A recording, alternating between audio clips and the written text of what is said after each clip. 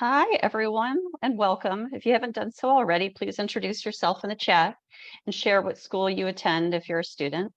All participants are muted. So now let's get on for introductions. First, I'm Andrea Rushing, and I'm the marketing director for the nonprofit Towards Zero Waste. Our mission is to provide waste conscious living or promote waste conscious living through inspiration, education, and action. I'm pleased to welcome to our discussion of the documentary Microplastic Madness with co-director of the film, Debby Lee Cohen. Debby Lee is a multidisciplinary artist, zero waste activist, and educator, and founding director of Cafeteria Culture.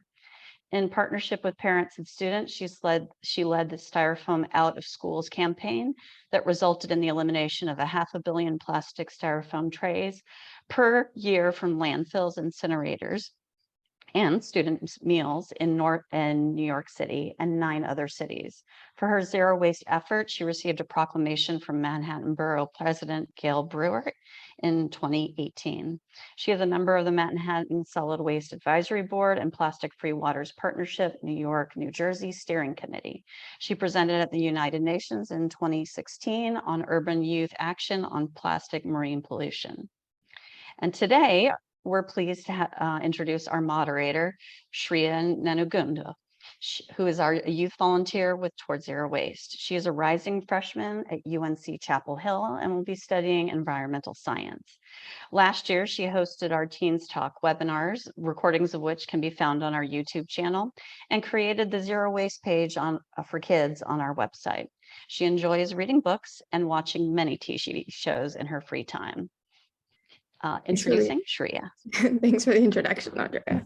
I'm excited to discuss this documentary with Debby Lee. This documentary really depicted how our trash is disposed of and the challenges we all face in our communities. Today, we'll be asking Debby multiple questions we have about the Microplastic Madness documentary. This documentary went over lots of important information about our plastic problem as well as youth advocacy. The information covered was really eye-opening and made me want to get involved. Hopefully after this webinar, you will too. Please add any questions you have in the chat and we will discuss them over in the last 20 minutes of our discussion. Also, feel free to share anything you've learned from this discussion with your friends or on social media, and feel free to tag Towards Zero Waste at Towards Zero Waste. Okay, so let's get started on the questions. Debby, what was your goal when you created this documentary, and did it change while you were creating it? Yes, it did change, going out of order. And I think that's the beauty of making documentary. You know, some people do make documentaries and they know exactly what the end point will be. We didn't know. We didn't even plan to make this documentary. We didn't go into the school, into PS15 thinking, oh, we chose this school to make a documentary. We were there leading our program. But since our program includes media production and giving students the opportunity to share their voices, and often voices that aren't heard, while we were in there. And Atsuko and I both come from media production backgrounds. I had worked at HBO Family for many years, and she had worked also in media production, made her own movies. At one point, she came to me and said, we have to make a feature documentary about this. And I really thought there's no way we could do that as a small organization, we either make the documentary or we continue as an organization. We found the way. We did so much of the production in-house, meaning, you know, like we did all the animation. We built our own animation stand and did it at our partner girls club on the Lower East Side, you know, where girls come for an after-school program. It's like we recorded a lot of the sound in a public library in Red Hook in between people literally flushing the toilet. You know, we'd say, cut, start over again. I say all that because I want to inspire all of you. I know there's stories to be told in Wake County, in your area, that are really important stories. And most of us have the capability of telling those stories. And I didn't really answer your question exactly, Shreya, but in our case of documentary, we did not know what the ending would be. And we learned so much making the movie. You know, it was also a real eye-opener for us. But at the same time, the issues at that moment, 2017 through 2018, when we started the movie, most people didn't even know the term microplastic. By 2019, when we premiered the movie, that word was coming up in search engines suddenly. When I put it in as the title of the movie, we were right up at the top. And that was part of the reason I thought, like, okay, that's a good title, right? And then within a year, that became a household term because of the media. So Shri, I didn't answer your question exactly, but you can keep asking.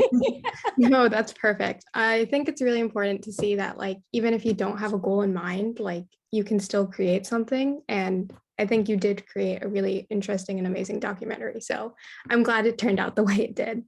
And I have to say the goal ultimately, what it was to share the opinions and the stories. The first goal was to share the voices of the 56 children in the movie. Like, what did they think about plastic pollution from what they were learning? Yeah. We're also interested in the logistics in creating this program, which was like really unique because we've never seen anything like this. And it was a really immersive curriculum with the school system. So can you explain about how cafeteria culture created and implemented this program? Excellent question, Shreya.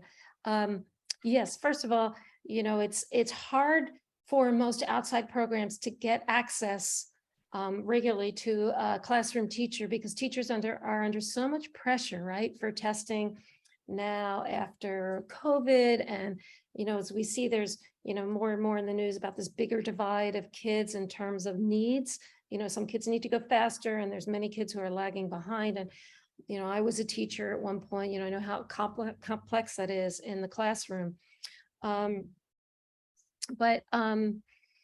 The program, what we normally do is we find, we look for schools where, and sometimes we haven't always done this. Some schools we've gone in that are so challenging and it's so hard to find a teacher to work with that it uses up too much of our time. Now we look more for schools that have challenges, but the challenge is not to find a teacher to work with because that's so important. But that's part of the strategy of using interdisciplinary education.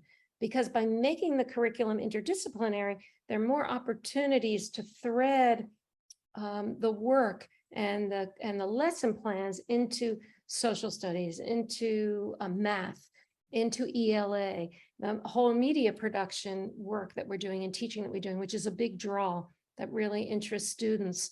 Most teachers, when you talk about using that for ELA, they're not so interested. But what happens very quickly is we find over and over again, students that normally would not participate too much in ELA lessons because, they have maybe they have visual learning challenges, and they might jump right in. And sometimes we find like our best editors or best directors, movie makers, like budding filmmakers, are kids who are like brilliant storytellers, and their teacher doesn't even know that yet, because they haven't had the opportunity to express themselves in that medium. So the strategy is very much interdisciplinary, also easier in elementary school, certainly than in middle school, but we've worked a lot in middle schools, and we work in middle schools. Our strategy is a little different, where we might have to work with different teachers. Of course, we'd work with the ELA teacher and the science teacher often, or the social studies. Yeah. So we have to partner more, which is more time consuming as an outside organization. So you're talking about like middle schools and elementary schools. So has this program been replicated in other schools other than PS15? Yes, it has been. And we've worked in high schools as well. And typically when it works well in a high school, again, it's working with teachers that are interested. We have a great partner who's a math teacher. He's a Math for America teacher, and he's actually helped us to use this movie, and we developed curriculum with him specifically around math, which is like, it's so brilliant. At the same time, it's like so obvious, right? That there's so many excellent ways to use math as science. Most people think about science first, but math's a great entry point. So we've tested with math teachers through him and through high schools. High schools are always harder though, in general. There's a lot more pressure. As Shreya, you really do well. Yeah. And then also, so how did you choose Red Hook PS15, like specifically? How did you find the school? So we chose Red Hook in part because this school is No, in New York City, it's one of the, I think there are 100 now, there might be more, what are called community schools. And they're schools that the city is giving additional funds to specifically to help families for other social health issues, not just education. So there's some community, we work at another community school, for instance, that has one of the highest rates of students living in shelters. That's not PS15, but it's another school. And the school has a washing machine so the parents can come in, like who thinks about that? But parents who might struggle to wash their children's uniforms. So PS15 has a relationship with NYU Hospital, Langone Hospital, where they'll come in and they'll do checkups with the kids right there. But also because the school is on the front line of the climate crisis. The school was very, very negatively impacted by Hurricane Sandy, and was closed for a long time. And then, they still have some things they're repairing as the whole community is. So the storytelling part from a community like that was very, very important. And also it's a school which is unusual for a Title I school or a school that's under-resourced or has a higher rate of poverty and has a high rate of students living in public housing. But at the same time, the community is so strong in that school, which we didn't know when we started. But the principal, the former principal, she's not there anymore, she's retired, built such a strong community that we felt that the storytelling, well, we didn't know we were going to make this movie, but even when we went in, we knew we would do something around media. And we thought it was important to have media release forms. And this school is one of the few schools that hands them out right at the beginning of the year. So we knew we would get media release forms, which is really important for our work. So you've talked about a lot of the benefits with the school and this community, but what are some challenges you face with implementing the program and creating this documentary? Well, in all schools that we go into, probably the biggest challenges with implementing the program is scheduling and getting the support of the administration behind you. Once you have the support of the administration, they're the CEO of the school. If they say, do it, of course you're going to do it. And so over the years, we've learned how valuable it is to be in a school. Maybe, when we set our criteria of what schools we're going to work in, we know that we need someone in the administration, even if it's not the principal. Could be the assistant principal, but someone in the administration who's going to give us the time of day, who's going to answer our emails and really pay attention and who has some dedication to sustainability, zero waste, and climate education. What are the other challenges? Some of the challenges in this case were that we became the filmmakers at the same time as we were the teachers. So for Atsuko in particular, to be teaching and then have the camera. I mean, we don't come in with big equipment. We're like, smaller cameras. What happens over time is that, and really in a short period of time, in almost all the schools we work in, is that the students realize that they're making the movie with us. And they understand that they're our partners. And of course, we hand them cameras and we teach them how to use the cameras. But they begin to understand, and I don't think in a performative way, I think more in a sensitivity to understanding documentary and understanding, like if they raise their hand and the teacher calls on them, that after a few weeks, they'll pause, they'll wait for like Atsuko to be there with the camera to answer, because they know otherwise she's going to say, can you say that again? Because she didn't capture the sound. So that's actually really interesting. And, you could say, oh, that makes it less of a documentary, but that also makes the storytelling really possible. And it makes the students and the teachers so much, there's so much partners. Like they are as much of the filmmakers and the production team as we are, which is really beautiful. I get a little teary just thinking about it. It's very special. Yeah. Has there been any follow-up with the kids or with the program at the school? Like, have they continued doing anything? Absolutely. And great question. The school, we still partner with the school, and actually we don't get any money for that school from New York City Council, which is really a shame. We've always struggled. And the reason why is that now that neighborhood's becoming gentrified. So it's harder. There's still like 70% or something of students that are living below the poverty line and they're living in public housing, but as there's more money in the neighborhood, it gets complicated. But we've been able to find funding from outside organizations like EPA. So we have a new grant from EPA and we continue to pilot in that school. And it's not just our relationship with the students, it's the relationship also with the school food staff, the kitchen staff. We've built this incredible trust. And even though it's changed, their manager is still the same. Actually, their manager changed, but their supervisor is the same. And that took an incredible amount of work. We filmed in the kitchen, which is the only school where we've done that. So we've built that trust. We've built the trust with other organizations in the community. This has been really important. And the students are now in high school. They were very active in the beginning of middle school. And then like all kids, and Shreya, you could tell us, like especially 7th and 8th grade is like the hardest grade. I think they became more self-conscious.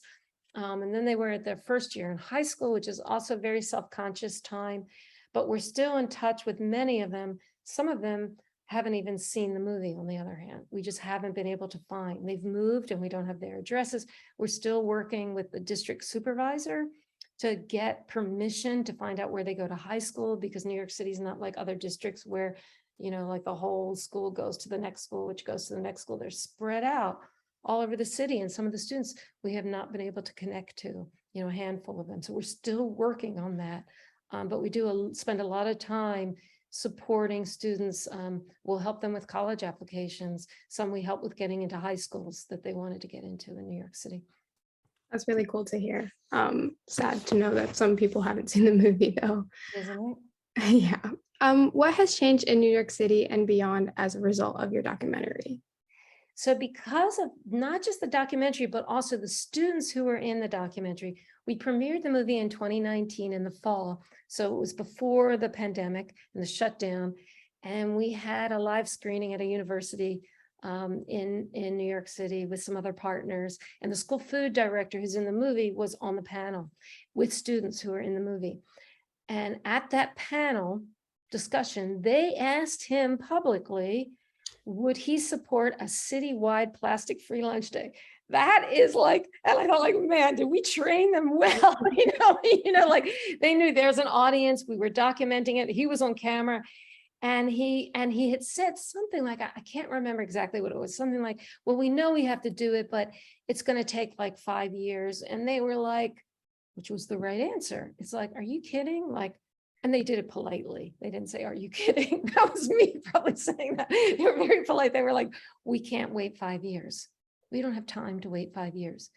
And that discussion sparked the school food director to go back to his colleagues and his boss and say, we have to do this plastic-free lunch day citywide soon. Like, we can't wait. And it was scheduled originally for the spring of 2020. Then there was the shutdown of the schools, and it took us 2 more years. And finally, in May 2022, New York City led the first citywide plastic-free lunch day. And what that meant actually was that the initiative was citywide and it was promoted to all schools, but it was only the elementary schools that actually were trained. The school kitchen staff was trained and they were required. They had to do it.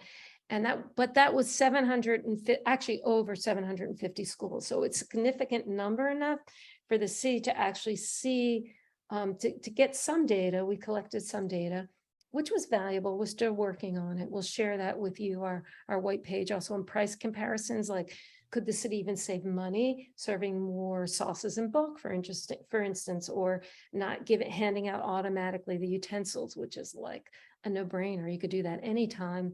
But sometimes having this kind of initiative really pushes, it was like it was really the push forward that the city needed. And so already since then, now there are things that we hope to see implemented every day because of that one day. And people see, and it really is that people need to see change to be able to imagine it. Most people can't imagine it. They just need to visualize it. And sometimes it's so simple. And I still hear people say, like people who are well-trained and have their PhDs in zero waste and environmental science, and they say, we need to get a lot of money to do these big pilots. And I really disagree with that. And I tell you this because I think it's so important, because often you don't have the money to do those big pilots. And if you do that, if you have the money, then it takes years to do big pilots. That in fact, small pilots and small data sets that are documented well and use storytelling as a companion to the data set, as we did with this movie, are really the ways to accelerate change. Yeah. That was a long answer. You're Sorry. I think we really discussed a lot about like how kids really did make a big impact. So was it a conscious decision to ask like kids questions about their emotions and feeling regarding this topic and issues? And if so, what impact were you intending to make? Really good question. That scene, so you're referring to the scene where they're sitting around the table and they're talking about environmental justice, basically. And we actually, that scene in the movie was much longer.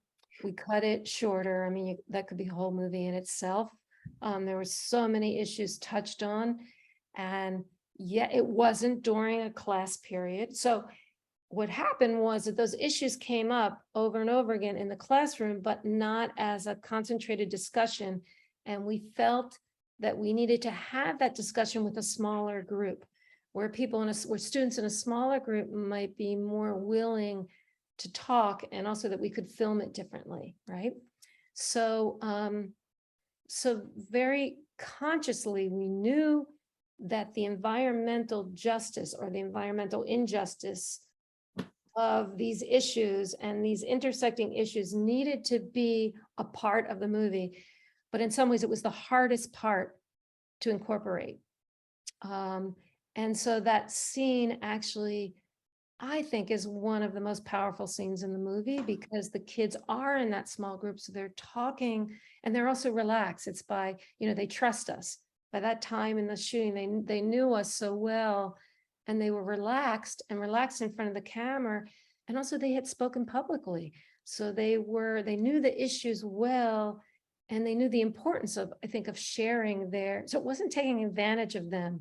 It was them wanting to share. They knew they were being filmed and wanting to get these ideas across and have the discussion.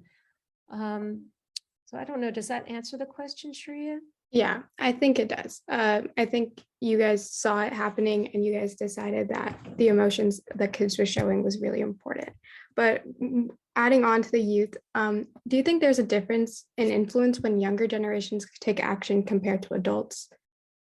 Yeah, absolutely. For one thing, when younger people, and in particular this age group, I would say like fourth graders, fifth graders, and teachers who are here and parents or whatever know that it's an age where kids are still like sponges. They're excited to learn, but they're not quite self-conscious. It already changes by the end of fifth grade, and it really changes by sixth grade. And it's kind of a rule, like when I worked at HBO Family, everybody knows that, so you have to work a lot harder to get kids in middle school or high school kids, if you're making a documentary, to relax. It's much more time consuming, and which makes sense, right? So yeah, that age group. Wait, I'm sorry, Shreya, ask the question again. Is there a difference in influence when younger generations take action compared to adults? So in that part of taking action, there's also this ability to express themselves in a way and make points. If they understand the issues, they're able to talk about them in a way that our electeds and adults will listen to them.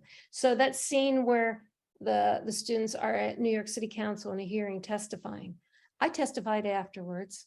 I testify a lot, but we also bring students to city council hearings a lot. And what we find, or sometimes not even to hearings, sometimes we make meetings with our legislators, which I encourage you to do. Sometimes it's a Zoom, that we find that key decision makers, just like everybody else, they're like overwhelmed with information, right? Like all of us.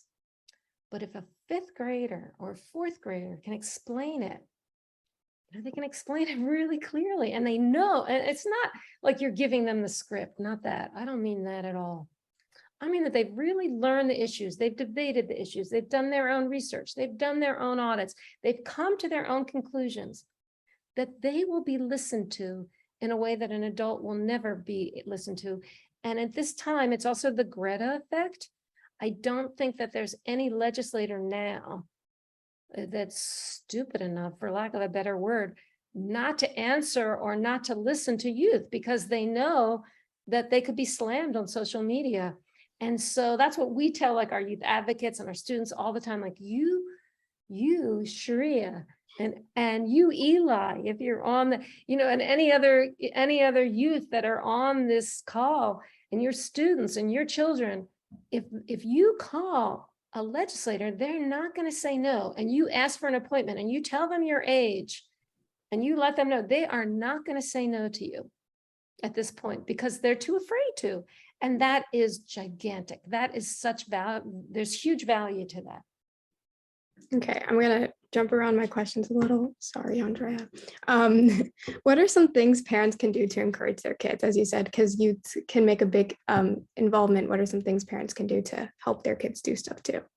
Okay, so the first thing I say, show them our movie. That's a great way to start if they haven't. And we do free screenings like every couple of months. We have it for free, and we really don't turn anybody away. If your school doesn't have the money, it's always free for Title I schools. And we do trades, which basically means like you make a commitment to do some sort of initiative, something, then you can screen the movie for free at your school. We have on our website, and let me put that on there and also put my email address right now. But we have a web page called Recipe for Change. And it's under the movie menu drop down under Microplastics Madness. And I'll put that in the chat in a minute. And in the Recipe for Change, and we put this website together because of the Q&As and because of that question of families, like what can you do at home? And what we suggest is the first thing is to do a simple at-home plastic waste audit. Save all your single-use plastics for 1 week. You can rinse them out. It doesn't have to be gross, really. And it's so much easier than doing food waste. And it's really not that hard. I've done it, and I live in a tiny New York City apartment. And we've had people do it who live in little spaces. And then if you live in a house, that's great. You have access to the outdoors. You can lay it all out on a sheet or on a beach towel or something, or the grass outside in your yard. And then you look at it and you organize it and you say, okay, what are the things that we had to buy, or we didn't have a choice? What are the things, first of all, that we just really didn't need? We really didn't have to take. And you put those aside and you look at them, and what are they? You know what they are. They're a plastic bag. You could have brought your own bag. If you went and got drinks somewhere and a to-go, you certainly didn't need the straw. You could have said no straw. I mean, not totally. There might have been an instance where you need a straw. You could have brought your own straw if you have one. You could have brought your own cup. So you start looking at those first. Could you have purchased food differently? And, we've had interesting things come up. Like somebody said, well, I bought a cake mix. How would I buy a cake mix without that inner, just like, would it be less packaging if you cooked from scratch? Maybe, maybe not. But those are all really interesting things. If you bake a lot, bread was another question, we have to buy bread, or how could you reuse that bag? So you start looking at that and then we have steps, which like, okay, what are the easy steps? The first thing is, well, where do you shop? And can you go into the stores and talk to your food manager? You already saw what's the easy thing. Let's say they only sell bananas in plastic bags. And that happens a lot across the United States.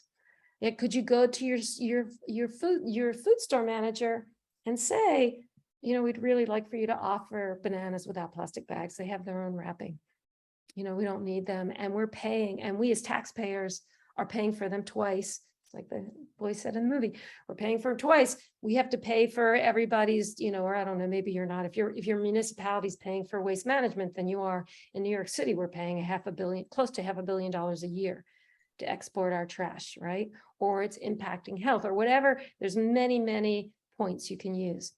Then you go to the next. Where else do you buy? What are the clothing manufacturers or your favorite brands? And how do you reach out to them? So it's sort of a list moving down to policy, which is probably the most important thing you can do, but you don't have to do that first. And a lot of people don't want to do that first, but you warm up to it. And after you take those other steps, you get to a place where you think, oh, I see now how important policy is, because I can make some change as an individual, but imagine what we can do with policy change. And policy change does not always have to be legislation. Policy change can be right in your school. Sharia can be at UNC when you go there.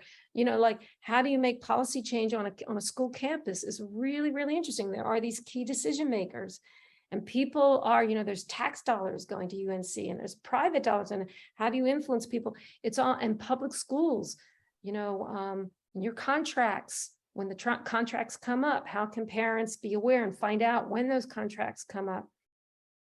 I So- think you hit on stuff not just that parents can do to help their kids, but like what kids can do themselves to also be environmentally active. We have a few more minutes and then we're going to go to participant questions, but I'm just going to kind of switch gears a little bit. And the school you guys were working on, Red Hook, was a zero waste school. So do you think zero waste schools should be implemented everywhere? And if so, what are some challenges that could be faced and what are some benefits? Well, first, let me say that, and this is being recorded, so I'll be careful how I say it, that the Zero Waste Schools program in New York City, I do not personally feel was a big success. The idea of it was an interesting idea, which was, and it wasn't us, our organization was not even consulted on it. There were other Department of Sanitation and another organization in New York City that they ran it. And it had some big, I could see some big problems from the start. And the idea was, what if for 5 years, we gave schools more, these 100 schools in the program, we give them more support. It's like a pilot and we see what happens. I didn't feel like all of the support was the best support. It was like they were doing some of the things that, I don't know, were done, like they were teaching people the way, like when I was in school about recycling. It's like it was a little outdated. Again, not interdisciplinary, and maybe that was a lack of funding, but also lack of imagination and innovation.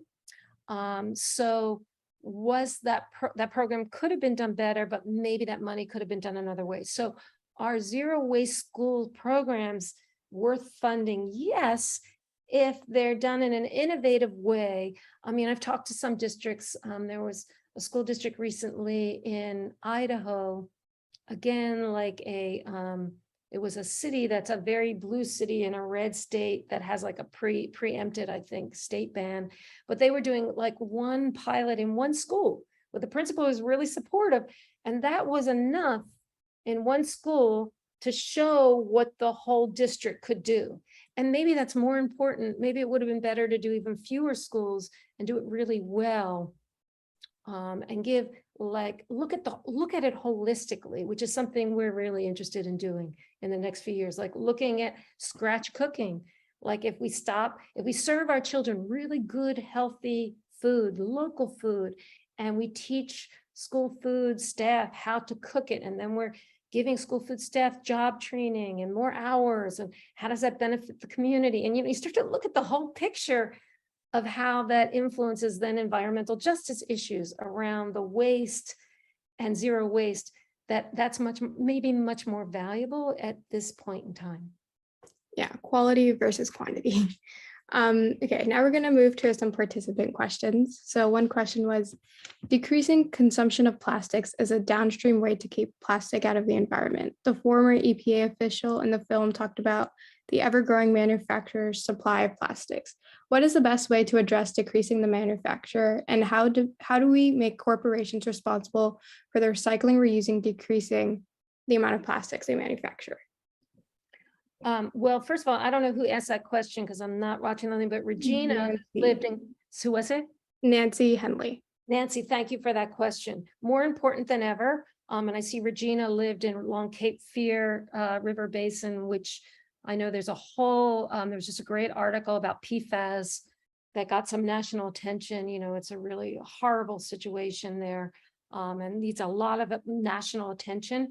Right now, there's, for the first time, it was introduced 2 years ago, but national legislation that's been introduced, a national bill called the Break Free from Plastic Pollution Act. And I am cafeteria culture is part of a national coalition, or we don't call ourselves a coalition, but the Break Free from Plastic movement that's been working on this to get this bill passed. And we have a section, I'll make sure I share that also. We have like a youth teach-in. We've worked with our youth advocates with their slides that you can take. You can sign up and you get access to the slides. We just do that for funding. We just have you sign up. You get access to the link right away so that youth can actually give this talk to help get more people involved. The legislation itself directly addresses many, many issues, including putting a pause on plastic production for a period of time. Will that pass? Maybe not, but it's certainly, there was a hearing a few weeks ago from a subcommittee in the House, which was super exciting that they finally held a hearing, and they only held the hearing because of a lot of pressure. And the hearing was interesting because then you hear what the people who are against the bills are exactly using the narratives that we hear from the industry. And some of them are just outright lies. So that's good to understand and really helpful to be able to educate yourselves, to educate your key decision makers and your congressperson in particular and your US senators to get behind this bill. Because of this bill, there's also now a plastic pellet bill. And it also has environmental justice aspects in the bill, which is that's all new, just really, really gigantic. And it probably will not get passed as a whole, but we're seeing now pieces of it being passed. So that's one way, which is really, really important. Oh, and look what you have, the youth pass, HB 1095 in North Carolina, which holds polluters accountable. Also, the work that Toward Zero Waste is doing, really publicizing to the community about like Cape Fear, it's right, it's your communities, that like what the PFAS, why are there PFAS and how PFAS are used in not just plastics, but other and all these chemicals. It's the same industry. It's the chemical industry. They're all in bed together with the fossil fuel industry, basically. And these are the industries that we need to target as grassroots action. And your actions are very, very powerful there. I also have read a lot about the Break Free from Plastic Pollution Act, and they do have a part where they do want manufacturers they have to pay for the disposal of their materials. So that also does go for the corporation. So it is a really important bill. And it'd be really nice if it gets passed. So it would be. And even, sorry, Shreya. Yeah, go ahead. I just want to say, and what that's called is Extended Producer Responsibility, EPR for short. Now, and I wanted to wait to say this separately because it's a whole nother thing. There are good EPR bills, and there are, I don't want to call them necessarily bad, but there are not so good EPR bills. And we're working really hard in New York State right now to get a very good extended producer responsibility bill. What's the difference between a good and a bad? We interviewed someone in Taiwan because they were one of the first countries to introduce it, and they introduced what we might call a bad one, not so good. And what's the problem?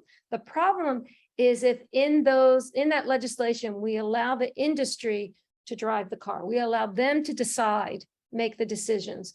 And cafeteria culture, along with Beyond Plastic and other organizations, are working hard across the country. We now have templates for what we think are good EPR bills. So bills that really put government and the people, into making the decisions. So we've already seen how the industry, made poor decisions. We have the examples, we see from the tobacco industry. If they're allowed to decide like the timeline and the cost or whatever, of course, they're going to continue to benefit themselves. Can we really trust the plastics industry?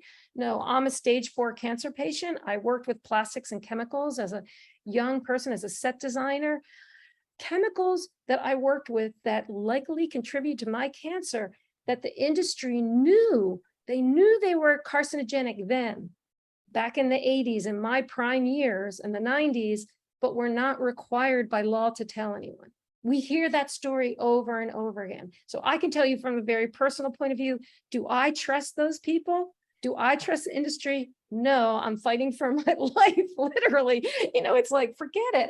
And thousands and thousands of other people are, probably millions. Yeah. Thanks very much. And you mentioned the slide presentation. Is that on the cafeteria culture website or on a different one? It's on Cafeteria Culture website. And it's, if you go to Take Action, you can find it there. It'll on that page. It'll come up as the you'll see there's a box for Break Free from Plastic, and it'll go to the teach-in. Thank you very much. And we have as many adults using it as youth, just so you know. So that was part of what we wanted to find out. I think actually a lot of adults will use it because it says it's for youth, so they're less intimidated by it, because it's a complex bill. It was hard for me to understand it. Shreya probably could explain it really well to the whole group here. Andrea also put the website for information on Break Free from Plastic Pollution in the chat. So if you would like to look at that as well. Thank you. You're welcome. Also, we were talking about PFAS before, and Regina had a question for us about how we have a problem of contamination of drinking water and high levels of PFAS. So she was asking if many people drink bottled water to avoid contaminants. Have you seen any schools successfully install water filters for both water fountains and cafeteria kitchens? Yes, great question. And it's one of the things I really pushed. Our school food directors were asked by our U.S. Congresswoman's office to give suggestions for stimulus funding. And they came to us, and I was like, gosh, like the first thing is like, our children have to have healthy water. And in New York City, for instance, we spent an enormous amount of resources testing every single water fountain. So like at PS15, the school in the movie, like I think it's like half of the water fountains don't work. So what happens is then they put water jets, which is not required by law, should be, but then they put water jets, so those are like those big containers with water, which are plastic, and they give plastic cups. So it's the same issue as the plastic bottle. It means, and Nancy, I just want to let everybody know, we have a talk coming up, which I'll also share with Dawn to share with all of you afterwards, on plastic threats to human health. We now have an MD, MPH on our team, and she's giving the talk. It's incredible. It's very dense, but she's made it accessible. And it's really, really important to understand like how chemicals are affected. It's not just the microplastics, there's also the pathways of all these other chemicals that are added to the plastics. And there's one study she talks about, it's a water bottle study. It's not disposable water bottles, they're reusable bottles, reusable water bottles, but they're the flexible ones. And within 24 hours, they had, I forgot the number of chemicals that showed up in them. And then after you wash them in the dishwasher, like it exponentially exploded, the chemicals and microplastics. So yes, it's a real issue. We know that microplastics are in bottled water. And yes, we should be demanding funding and federal funding. It's attainable. It might not be attainable yet to install dishwashers in every school, right? That's so expensive for the plumbing. But like I look and I think like, why don't we have refill stations in every public school in this country?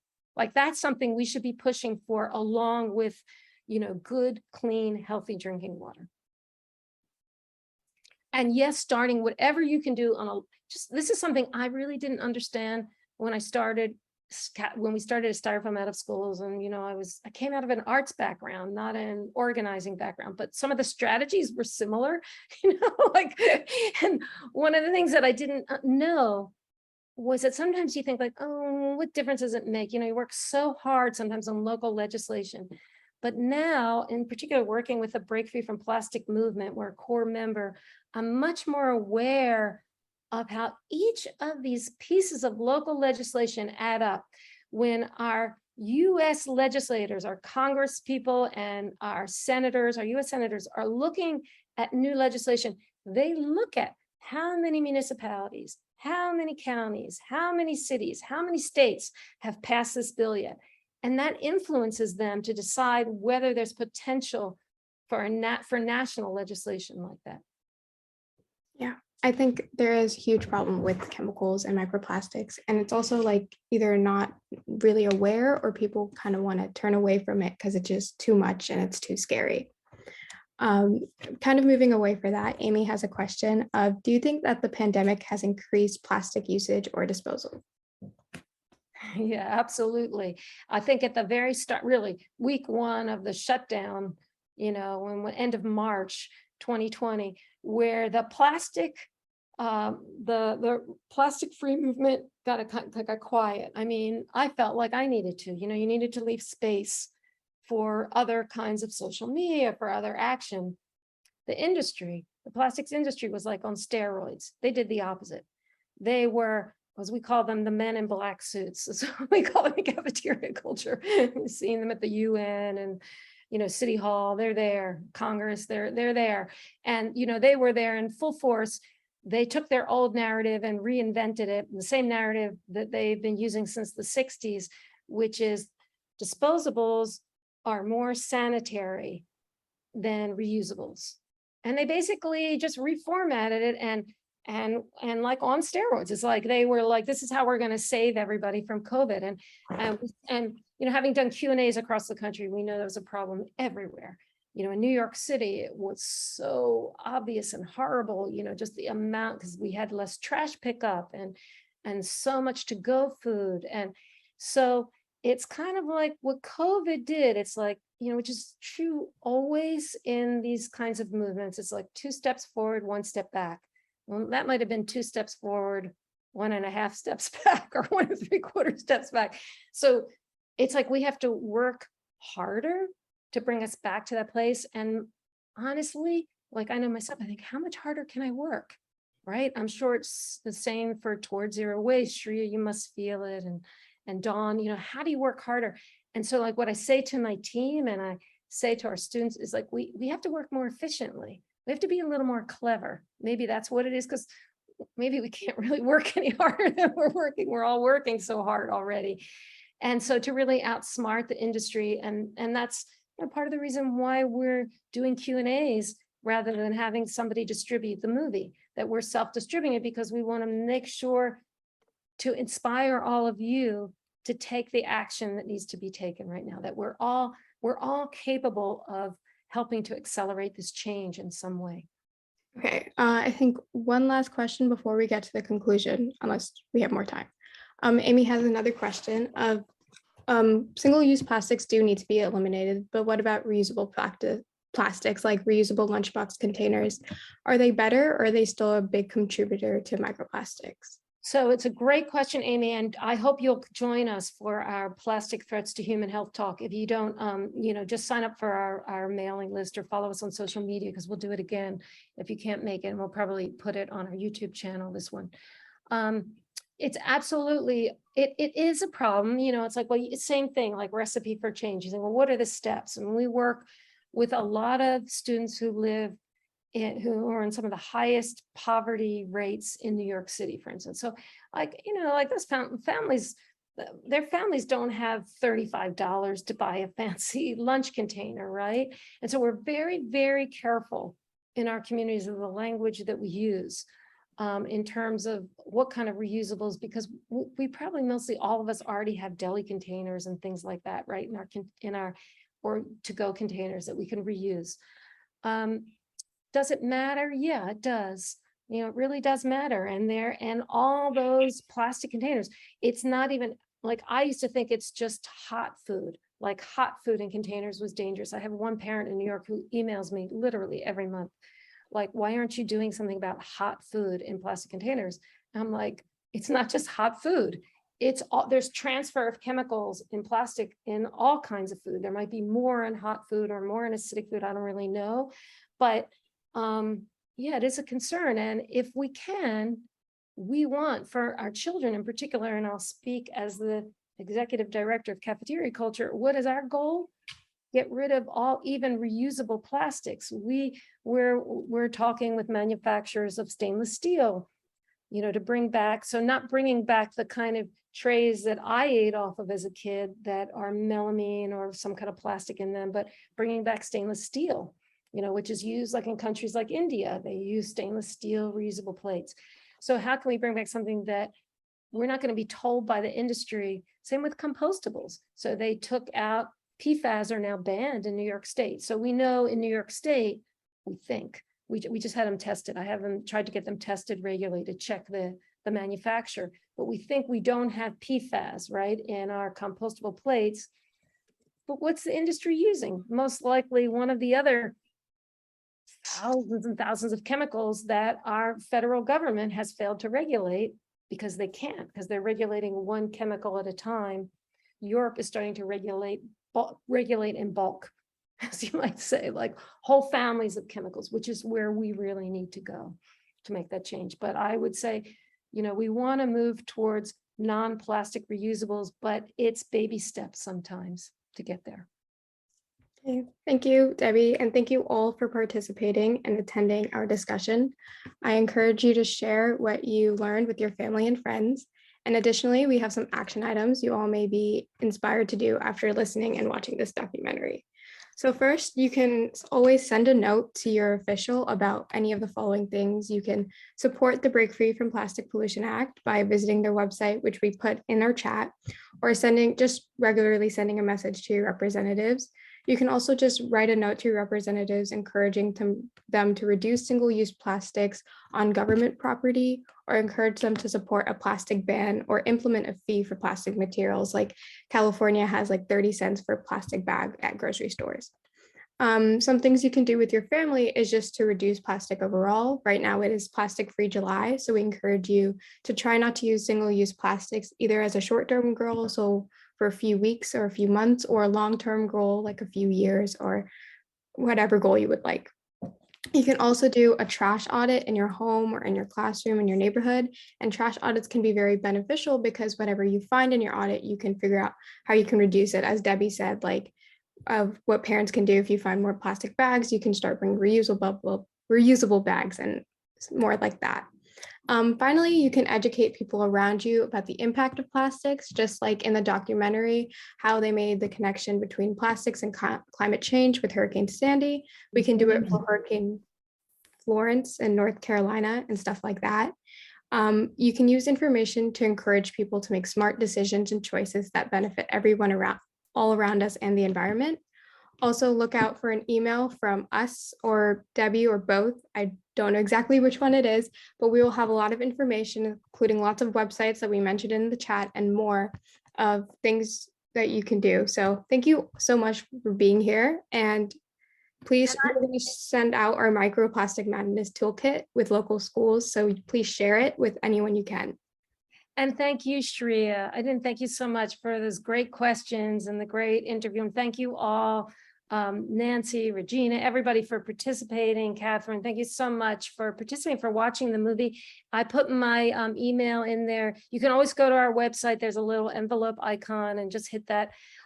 Sometimes I can't answer right away, but we will answer your questions. And you know, we really love your area of North Carolina, and we're dedicated to working with TZW and keeping this momentum going in any way that we can. So please feel free to reach out, and thank you so much for watching the movie too. Thank you, Shreya. You're amazing. I can't wait to see what you do at UNC. We're here to support you. Thank You're you. amazing. Thank you so much, Debbie. And of course, Shreya. And thank you Towards Zero Waste for hosting the screening. Thank you so much. Have a good day, everybody. Thank you. Bye.